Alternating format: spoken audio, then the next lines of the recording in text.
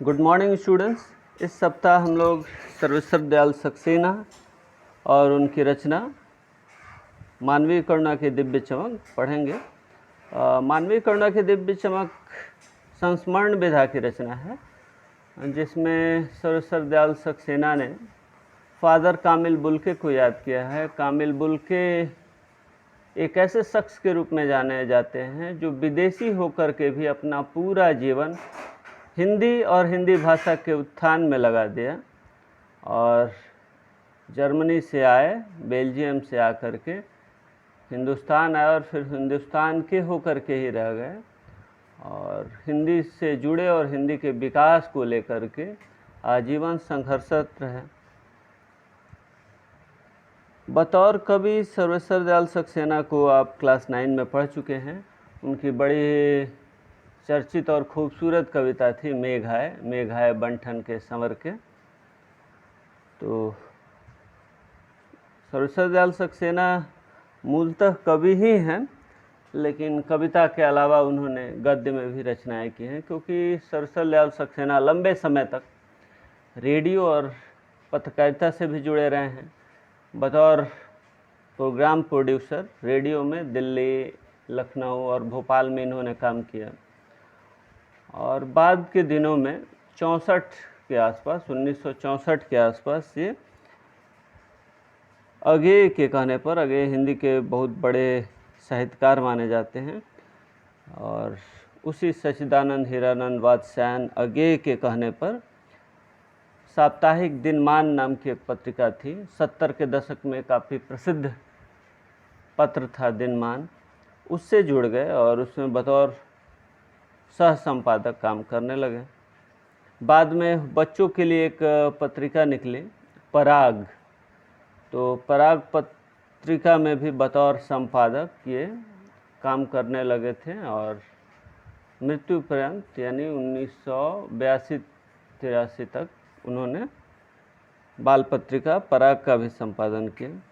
तो आइए आज सर्वेश्वर दयाल सक्सेना के जीवन परिचय पर एक नज़र डालते हैं और पूरे इस सप्ताह में हम लोग वो रचना मानवीय करुणा की दिव्य चमक, जो विधा के रूप में संस्मरण है, जिसमें इन्होंने फादर कामिल बुल्के के जीवन और व्यक्तित्व और उनके स्वभाव को याद किया है।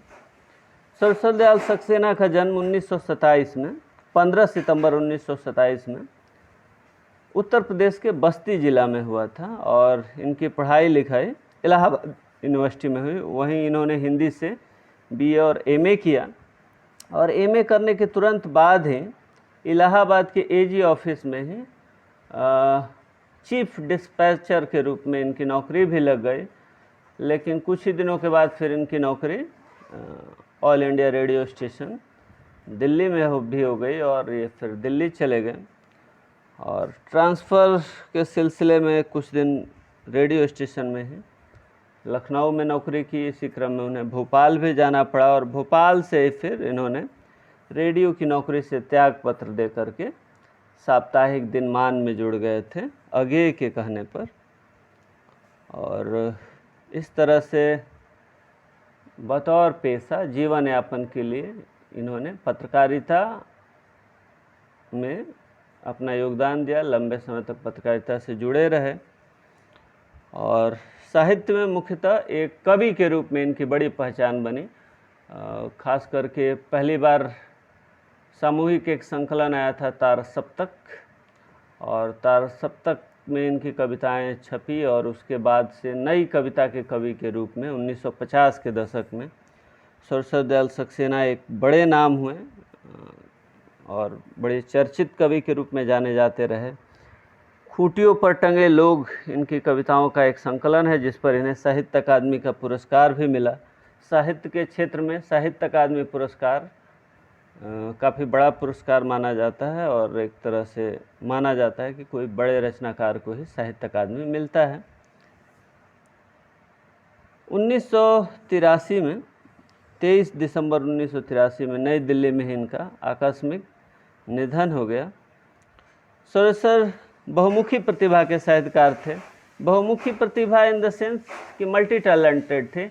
एक साथ कई विधाओं में लिख रहे थे और प्रसिद्धि थी। एक तरफ रेडियो के लिए काम कर रहे थे बतौर प्रोग्राम प्रोड्यूसर, पत्रकारिता में इनकी एक पहचान थी, दिनमान और पराग से संपादन कार्यों से जुड़े हुए थे, कविता लिख रहे थे, नाटक के रूप में भी जाने जाते थे। इसके अलावा कहानी, उपन्यास, निबंध और संस्मरण भी लिखा इन्होंने। काठ की घंटियाँ, कुआनो नदी, जंगल का दर्द और खूंटियों पर टंगे लोग इनकी कविता संग्रह है। वहीं पागल, कुत्तों का मसीहा, सोया हुआ जल उपन्यास है।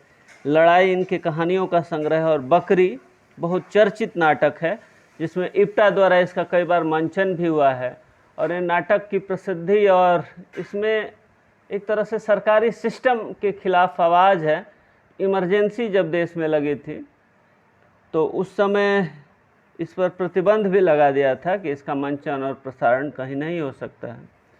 तो काफ़ी चर्चित नाटक है कि कैसे गांधीवादी विचारधारा के आड़ में लोग अपने निजी फायदे तलाश रहे हैं। पूरे सरकारी तंत्र को बेनकाब करने वाला नाटक है। इसके अलावा भो भो खो खो, बतूता का जूता और लाख की नाक, ये बच्चों के लिए लिखा है इन्होंने। और काफ़ी मात्रा में इन्होंने बाल साहित्य भी लिखा है। और इनका मानना था कि दुनिया के किसी भी साहित्य की प्रसिद्धि और समृद्धि इस बात से तय की जानी चाहिए कि उस भाषा के साहित्य में बाल साहित्य कितना लिखा गया और बाल साहित्य का अंश कितना है, हिस्सा कितना है। तो साहित्य की समृद्धि और समझ के लिए बाल साहित्य पर इनका बहुत जोर था, इसीलिए इन्होंने स्वयं भी बाल साहित्य लिखा। चर्चे और चरखे इनके लेखों का संग्रह है। दरअसल इस नाम से साप्ताहिक दिनमान में ये कॉलम लिखा करते थे जो उसमें व्यंग किया जाता था समकालीन मुद्दों पर। और मैंने जैसा कि पहले ही कहा, खूंटियों पर टंगे लोग इनकी कविताओं के संकलन पर इन्हें साहित्य अकादमी पुरस्कार मिला। सर्वेसर की पहचान मध्यम वर्गीय आकांक्षाओं के लेखक के रूप में की जाती है। यानी इनकी कविता या साहित्य के केंद्र में मिडिल क्लास आदमी की जो इच्छाएं होती हैं, जो सोच होती है, जो ख्वाहिश होती है, वो जो कुछ भी पाना चाहता है, उसकी जो ज़िंदगी की घबराहट, बेचैनी या तकलीफ़ होती है, इनकी रचना के केंद्र में मिडिल क्लास आदमी ही है। मध्यम वर्गीय जीवन की महत्वाकांक्षाओं, सपनों, संघर्ष, शोषण, हताशा और कुंठा का चित्रण उनके साहित्य में मिलता है। सर्वेसर जी स्तंभकार भी थे। और जैसे मैंने कहा, स्तंभ कहा जाता है कि पत्र और पत्रिका में लगातार जो रेगुलर कॉलम छपता है, यानी अगर कोई पत्र रोज़ निकलता हो तो रोज़ एक कॉलम हो, या वीकली निकलता हो तो वीकली आपका उसमें छपे निबंध के तौर पे, तो उसे स्तंभकार भी कहा जाता है। चर्चे और चरखे में वही स्तंभ छपे, यानी वही लेख छपे जिसका मैंने चर्चा किया था, जो साप्ताहिक दिनमान में उस समय छपते थे। और बड़े ही बेबाक लेखक के रूप में भी जाने जाते हैं। इनकी बहुत सारी रचनाएं ऐसी हैं जिन्हें पढ़ते हुए लगता है कि हाँ, कोई आदमी है जो कबीर की तरह साहस के साथ सच कहने का हिम्मत रखता है, चाहे वो सरकार और सरकार के खिलाफ या सरकारी सिस्टम से असंतोष की ही बात क्यों ना हो। एक इनकी कविता है जिसकी मैं चर्चा कर रहा हूँ, और वो कविता आपको आसानी से मिल जाएगी, गूगल करने पे, यूट्यूब पर भी मिल जाएगी, कि देश कागज़ पर बना नक्शा नहीं होता। वो कविता आप ज़रूर पढ़िएगा। वो पढ़िएगा तो आपको लगेगा कि क्या तेवर है सुरसर दयाल सक्सेना की। यूट्यूब पर वो किसी बड़े पहचान वाले व्यक्ति की आवाज़ में आपको पढ़ा हुआ उसका ऑडियो या वीडियो क्लिप भी मिल जाएगा। देश कागज़ पर बना नक्शा नहीं होता, वो कविता आप पढ़ सकते हैं। या इनकी और भी कविता है, बतूता का जूता, बच्चों को केंद्रित कर करके बाल साहित्य के स्तर की बाल कविता है। इसके अलावा एक इनकी कविता है पिछड़ा आदमी, वो भी काफ़ी अच्छी कविता है। तो सुरसर दयाल सक्सेना की मुख्यतः मूल पहचान कवि के रूप में है, लेकिन कविता के अलावा भी इन्होंने साहित्य के अन्य विधाओं में भी लेखन किया। और कविता तो इनका हम लोग 9वीं कक्षा में पढ़ ही चुके हैं। 10वीं कक्षा में इनका संस्मरण पढ़ना है और जिसका शीर्षक है मानवीय करुणा के दिव्य चमक।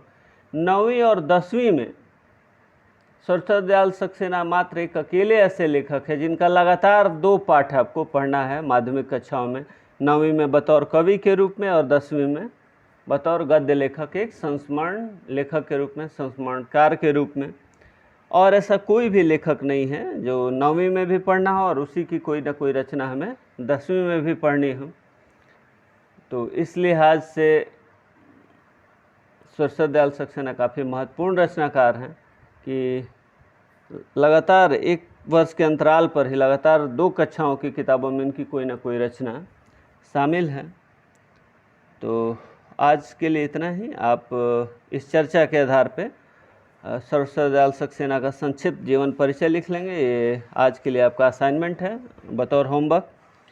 और कल से हम लोग मानवीय करुणा की दिव्य चमक रचना पाठ और रचना के विभिन्न संदर्भों पर बात करेंगे, संस्मरण किसे कहते हैं इस पर बात करेंगे। तब तक के लिए धन्यवाद। आप होमवर्क ज़रूर कर लेंगे और इन्हें एक बार पढ़ेंगे।